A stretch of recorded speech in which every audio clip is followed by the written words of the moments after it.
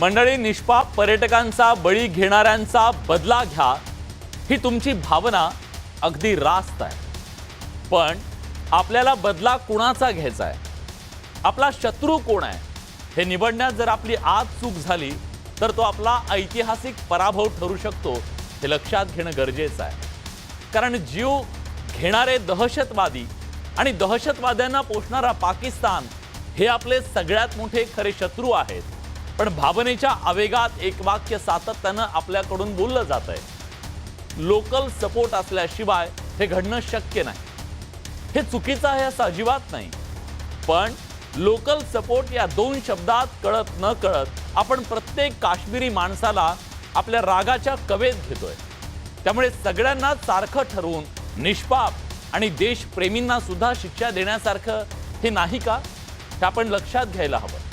गेल्या काही दिवसात सोशल मीडियावरून काही लोक काश्मीरच्या पर्यटनावरच्या कायमच्या बहिष्काराच्या घोषणा देत आहेत, तर काही जण टेररिझमला आपण टुरिझमनं उत्तर देऊ म्हणतात।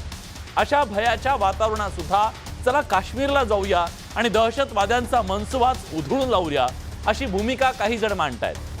खरं तर हे मान्य करायला हवं की गेली अनेक वर्ष प्रयत्न करून सुद्धा काश्मीरी माणसाला जवळ करण्यात आपल्याला यश आलं नव्हतं, पण गेल्या 6-7 वर्षात झालेल्या अनेकानेक प्रयत्नांनी काश्मीरी माणूस आपल्या जवळ येतोय।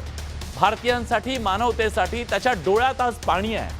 दहशतवाद्यांच्या विरोधात तो रस्त्यावर उभा आहे, त्याच्याही हातात आज तिरंगा आहे आणि तोच आज पोट तिडकीनं सांगतोय, आम्ही छातीचा कोट करू आणि काश्मीरमध्ये येणाऱ्या आमच्या पाहुण्यांना वाचू। प्रसंगी त्यांना आपले प्राण देऊन जीव वाचवलेत सुद्धा। अशा वेळी लोकल सपोर्ट या दोन शब्दांनी काश्मीरी माणसासोबत जोडला झालेला जो बंध आहे तो आपण तोडून टाकणं योग्य आहे का? हजारो लोकांची हत्या करूनही बॉम्ब आणि बंदुकीच्या दहशतीनंतर सुद्धा काश्मीरी जनतेच्या मनात भारताबद्दल प्रेम निर्माण होणं हा दहशतवाद्यांचा आणि पाकिस्तानचा मोठा पराभव आणि आपला विजय आहे, हे आपण समजून घेणार आहोत का? जे पाकिस्तानला हवं आहे, जे दहशतवाद्यांना अपेक्षित आहे, तेच रागाच्या भरात कळत नकळत आपल्या हातून होतंय का? आणि काही अमानवी लोकांच्या दुष्कृत्यामुळे आपल्याच महाप्रयत्नांना आपण धुळीला मिळवायचं का? बंदुकीच्या जोरावर निर्माण केलेल्या भयाच्या छायेत आपल्या मातीसाठी टेररिझमला टुरिझमनं उत्तर देणं खरंच शक्य आहे का? करूया चर्चा, पण बघूया खास रिपोर्ट। पाकच्या टेररिझमला टुरिझमने उत्तर। हल्ल्यानंतरही पर्यटक निघाले काश्मीरला।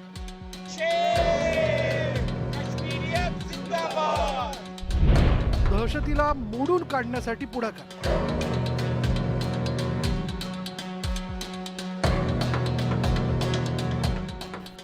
अभिनेते अतुल कुलकर्णी काश्मीरात दाखल। ये कश्मीर मेरा है, ये देश मेरा है, मैं क्यों ना आऊं? मैं जरूर आऊंगा, मैं आपकी बात नहीं सुनूंगा। दहशतवाद्यांच्या मनसुब्यांना उद्ध्वस्त करण्यासाठी आता मनसेसारख्या पक्षांकडून पुढाकार घेतला जातोय। टेररिझमला टुरिझमने उत्तर देण्याची तयारी केली जाते। काही पर्यटक दहशतीला जुगारून काश्मीरच्या दिशेने निघालेत। भीती थोडी वाटली, पण नंतर ती भीती घालवली। म्हटलं तिकडे सिक्युरिटी असेलच, आपण जाऊया। मनात भीती होती की तसं काही होऊ नये आणि ताज्या घडामोडी होत्या, पण नाही, सगळ्यांनी पॉझिटिव्हली ठरवलंय आणि गणपती बाप्पा मोरया। आणि शेवटी आपल्या भारताचा पण प्रश्न आहे, म्हणजे आपण म्हणतोय की आता कुठे काश्मीरला स्थिरता ती आली होती आणि सगळं पर्यटन वाढत होतं, पण जर ज्या अर्थी अश्युरन्स मिळालंय की बाकी सगळं व्यवस्थित आहे आणि आपला आर्म फोर्स सगळं काळजी घेणार आहे, तर सगळ्यांनी ठरवलं, तो निश्चय ठाम आहे आणि पॉझिटिव्हली सगळे जात आहेत आणि मला खात्री आहे छान यशस्वीच ती होईल ट्रेन। पर्यटकांच्या गर्दीनं फुलून गेलेल्या काश्मीरात स्मशान शांतता करण्याचा दहशतवाद्यांचा नापाक इरादा तडीत जाताना दिसतोय। काश्मीर खोऱ्यातील गजबजून गेलेल्या अनेक पर्यटन स्थळांवर आता तुरळक पर्यटक दिसू लागले। हल्ल्यानंतर मोठ्या संख्येनं पर्यटकांनी काश्मीरच्या सहली रद्द केल्या। टूर्स अँड ट्रॅव्हल्स कंपन्यांना बुकिंग रद्द करण्याचे फोन आणि ईमेल येऊ लागले। पर्यटकांचा पीक सीझन असूनही मे जून मधील बुकिंग्सवरही परिणाम झाला। श्रीनगर, गुलमर्ग आणि पहलगाम सारख्या ठिकाणी पर्यटकांच्या संख्येत लक्षणीय घट झाली। काश्मीरमध्ये स्मशान शांतता। हल्ल्यानंतर 30 ते 40 पर्यटकांकडून पर्यटन स्थळ बदलण्याची मागणी। काश्मीरचा वार्षिक पर्यटक उद्योग 12,000 कोटी रुपये इतका। पर्यटन उद्योगाचा राज्याच्या जीडीपीत 7 ते 8% इतका वाटा आहे. पर्यटकांअभावी हॉटेल्स, टॅक्सी, शिकारा, स्थानिक विक्रेत्यांचं नुकसान झालं. पर्यटनाशी संबंधित व्यवसायावर आर्थिक संकट ओढवलं. 2030 पर्यंत पर्यटन उद्योग 25,000 ते 30,000 कोटींपर्यंत वाढण्याची अपेक्षा. दहशतवादी हल्ल्यानंतर पर्यटन वाढीला खीळ बसण्याची शक्यता. पर्यटनावर अवलंबून असलेल्या 2.5 लाख काश्मीरींच्या रोजीरोटीवर संकट ओढवलं. पर्यटकांवर थेट हल्ला होणं ही दुर्मिळ घटना असल्यानं याचा दीर्घकालीन परिणाम पर्यटकांच्या विश्वासावर होऊ शकतो. त्यामुळे मुख्यमंत्री ओमर अब्दुल्ला यांनी पर्यटकांची माफी मागितली आहे. जम्मू कश्मीर की सिक्योरिटी, जम्मू कश्मीर की सुरक्षा, जम्मू कश्मीर के लोगों की चुनी हुई हुकूमत की जिम्मेदारी नहीं है, लेकिन तब भी यहाँ के वजीर आला की हैसियत से, यहाँ की टूरिज्म के मिनिस्टर की हैसियत से मैंने इन लोगों को दावत दी थी यहाँ आने की. मेजबान होते हुए मेरी जिम्मेदारी थी कि सही सलामत मैं इन्हें यहां से वापस भेजूं.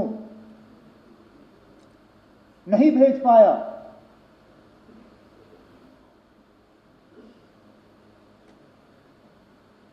और माफी मांगने के अल्फाज नहीं थे. काश्मीरी तरुण आणि व्यावसायिकही पर्यटकांना काश्मीरमध्ये येण्याचं आवाहन करतात. अटैक पहलगाम में हुआ, ये सरासर अटैक्स केवल और केवल उन टूरिस्ट पे नहीं था, लेकिन ये पूरा जो अटैक है ये कश्मीर, जम्मू कश्मीर की जनता की रोजी रोटी पे भी था. तो मैं ये कहूँगा कि ये सीधा अटैक जम्मू कश्मीर की जनता की रोजी रोटी पे था. क्योंकि पहली बार, इतनी सालों में पहली बार टूरिस्टों को हाथ लगाया है उन लोगों ने. तो ये क्यों किया? तो जाहिर है उनका हम सब लोगों को ये संदेश है कि अगर आप टूरिस्ट हैं तो आप कश्मीर मत आइए, ये उन्हें मैसेज भेजना है. तो मैंने सोचा कि नहीं भाई, ये कश्मीर मेरा है, ये देश मेरा है, मैं क्यों ना आऊँ, मैं ज़रूर आऊँगा, मैं आपकी बात नहीं सुनूंगा. तो मुझे लगा कि ये मैं मुंबई में बैठ के नहीं कह सकता, मुझे यहाँ आना पड़ेगा. पर्यटनाच्या माध्यमातून बदलणारं काश्मीर दहशतवाद्यांना नको आहे, म्हणून पर्यटक टार्गेट केले गेले. आता पर्यटकांचा विश्वास पुन्हा प्रस्थापित करण्यासाठी सुरक्षा व्यवस्था मजबूत करणं सरकारची जबाबदारी आहे. यासाठी सर्व स्तरातून सकारात्मक भूमिका घेणं आवश्यक आहे. प्रणाली कापसेसह ब्युरो रिपोर्ट, न्यूज 18 लोक. खरं तर या निमित्त